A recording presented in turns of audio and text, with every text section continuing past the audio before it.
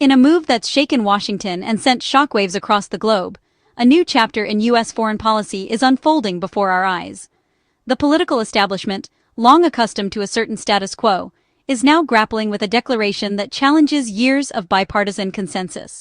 Vice President JD Vance, standing before a packed press room, declared that the idea of a complete Ukrainian victory over Russia is, in his words, a fantasy.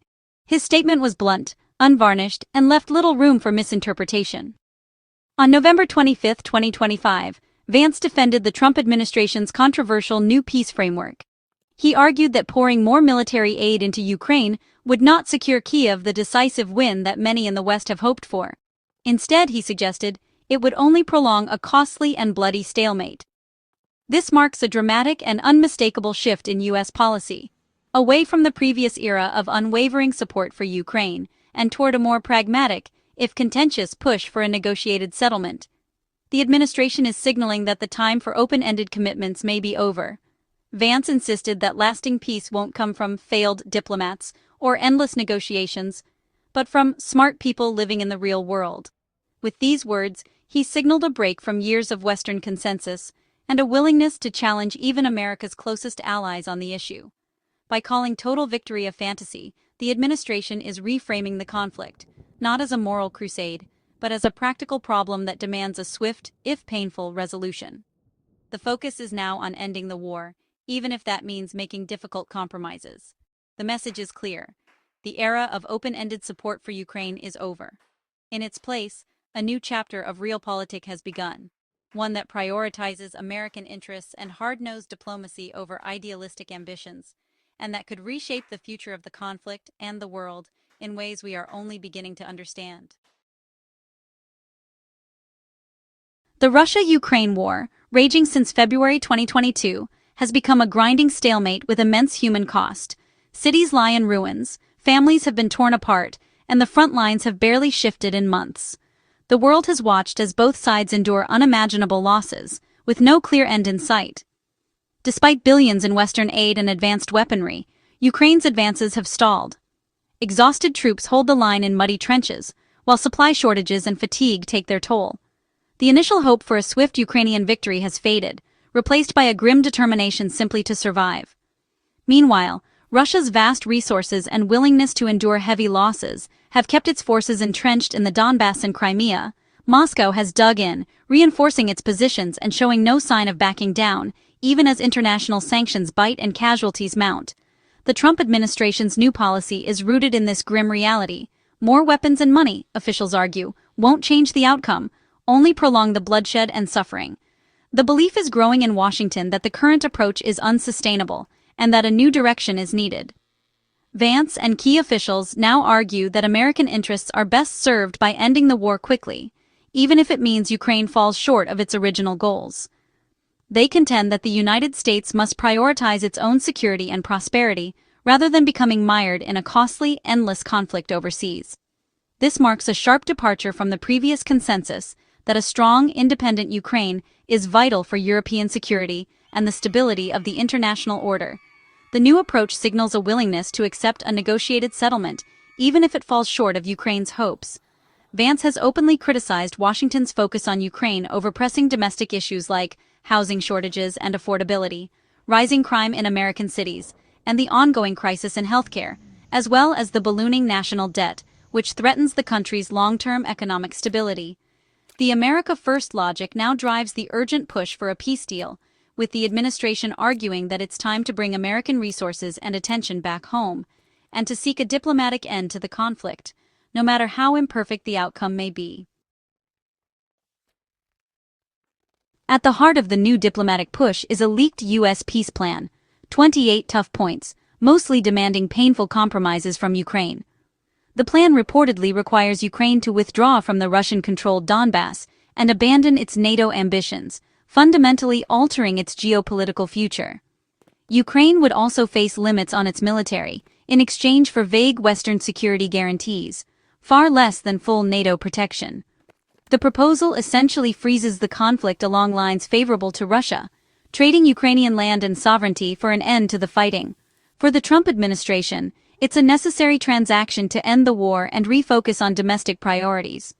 For Ukraine, it's a choice that cuts to the core of its national identity and independence. The plan's tough terms have sparked outrage and deep skepticism in Kyiv. The Trump administration's peace plan has ignited fierce backlash in Washington, exposing deep divisions over America's role in the world. Critics from both parties, including Republican stalwart Mitch McConnell, call the plan a capitulation that rewards Russian aggression and undermines U.S. credibility. Democrats are even more unified in their condemnation, labeling the proposal Putin's plan for Ukraine. They demand tougher sanctions and more advanced weapons for Kyiv, not concessions. The White House is pushing a policy with little bipartisan support, a risky move for any major foreign initiative. The debate boils down to a fundamental question: should the U.S. uphold global order or focus on its own domestic well-being? For President Zelensky, the U.S. peace plan presents an agonizing dilemma. The Trump administration has issued an ultimatum: accept the plan by late November or risk losing all American support. Accepting means ceding territory and abandoning NATO dreams, sacrifices many Ukrainians see as betrayal.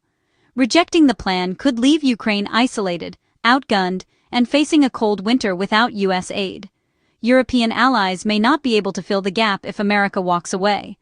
Zelensky must weigh certain painful concessions against the risk of catastrophic defeat. His decision will define Ukraine's future and his own legacy as a wartime leader. The choice is not between good and bad, but between two deeply painful paths.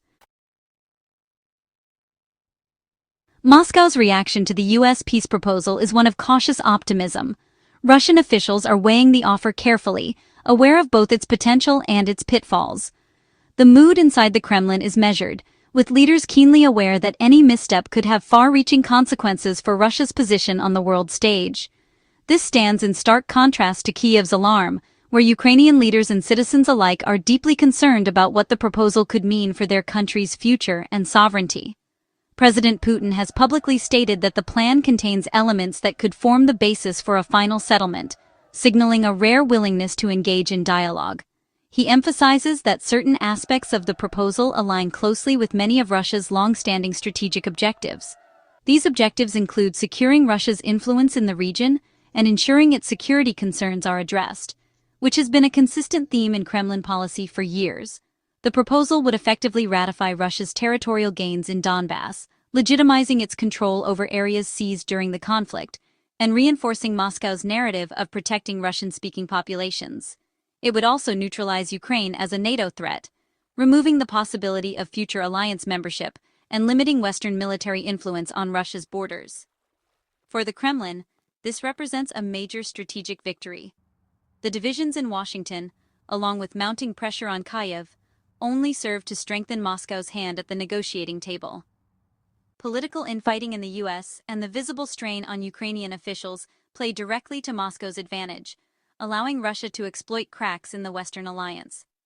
The once united front that opposed Russia now appears weakened, with Western leaders struggling to maintain consensus and momentum. As a result, the Kremlin can now negotiate from a position of strength, leveraging its battlefield successes and diplomatic gains to extract further concessions from the West. Putin and his advisors are determined to appear open to peace, but they remain cautious, carefully calculating each move and leaving themselves room to maneuver if talks falter. The Kremlin is especially wary of any robust security guarantees for Ukraine, fearing that such measures could undermine Russia's long-term interests in the region. Russia will proceed carefully, aiming to cement its territorial and political gains while projecting an image of strength and stability to both domestic and international audiences. Ultimately, Moscow's goal is clear: to ensure Ukraine is no longer a threat to its sphere of influence and to reshape the regional order on its own terms. The peace plan's architects aren't seasoned diplomats, but Trump loyalists and business associates, reflecting a preference for personal deal-making over traditional channels. U.S. Secretary of the Army Daniel Driscoll, a close friend of Vance, was sent as envoy, signaling a White House-driven initiative. Key figures include real estate developer Steve Witkoff and Jared Kushner, working through back channels with Kremlin-connected Kirill Dmitriev. This approach allows for faster, more direct negotiations, but raises concerns about transparency and expertise. critics warn that sidelining career diplomats could lead to an unstable peace. The process is highly personalized, dependent on the judgment of a few insiders. The outcome is unpredictable, with the risks and rewards magnified by the unconventional team at the helm. The administration is betting that outsider deal-making can succeed where traditional diplomacy has failed. The Trump administration's pivot on Ukraine is rooted in America First, a philosophy prioritizing domestic well-being over foreign entanglements. Vance has become the leading voice, arguing that billions spent on Ukraine should be used to tackle crises at home: housing, crime, healthcare, and the soaring national debt. This message resonates with voters who feel left behind and disconnected from Washington's foreign priorities. The argument is simple: why defend a distant border when America's own needs are urgent? Trump amplifies this message on social media, promising to end endless wars and refocus on America. The Ukraine peace push is both a foreign policy move and a fulfillment of a core campaign promise. As of November 25, 2025, the situation is fluid and fraught with uncertainty.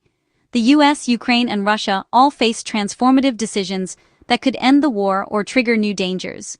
Ukraine must choose between painful concessions and the risk of fighting alone.